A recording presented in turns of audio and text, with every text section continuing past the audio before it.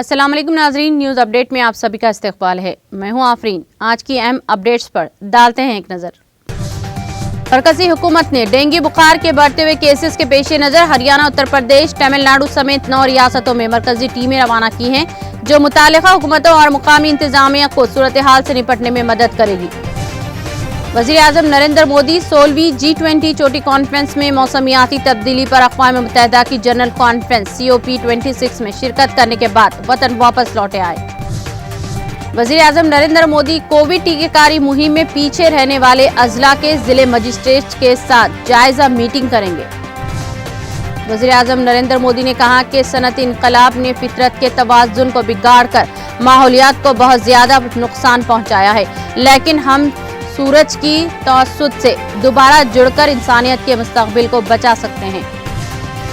मरकजी वज़ीर दाखिला अमित शाह ने मरकजी पुलिस फोर्स के एहलकारों के लिए कौमी सतह पर आयुष्मान CAPF स्कीम का आगाज किया।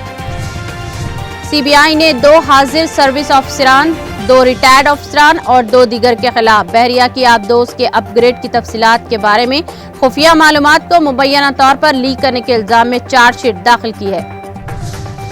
मुख्तलिफ रियासतों में खाली लोकसभा और असम्बलियों के ज़िमनी इंतखाबात के नताइज पर खुशी का इजहार करते हुए कांग्रेस पार्टी ने इन्हें नई शुरुआत और एक नई तब्दीली की अलामत करार दिया।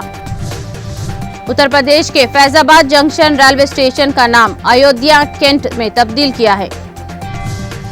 अदालत शर्जील इमाम की जमानती अर्जी पर 15 नवंबर को फैसला सुनाएगी। एडिशनल सेशन जज अमिताभ रावत ने दोनों फरीकीन के और इमाम के वकील को सुनने के बाद फैसला महफूज कर लिया। मध्य प्रदेश के वज़ीर आला शिवराज सिंह चौहान कोरोना के दौर में यतीम बच्चों के साथ दीपावली का त्योहार मनाएंगे। न्यूज़ अपडेट में फिलहाल इतना ही। दीगर अपडेट्स के लिए जुड़े रहिए TTV के साथ।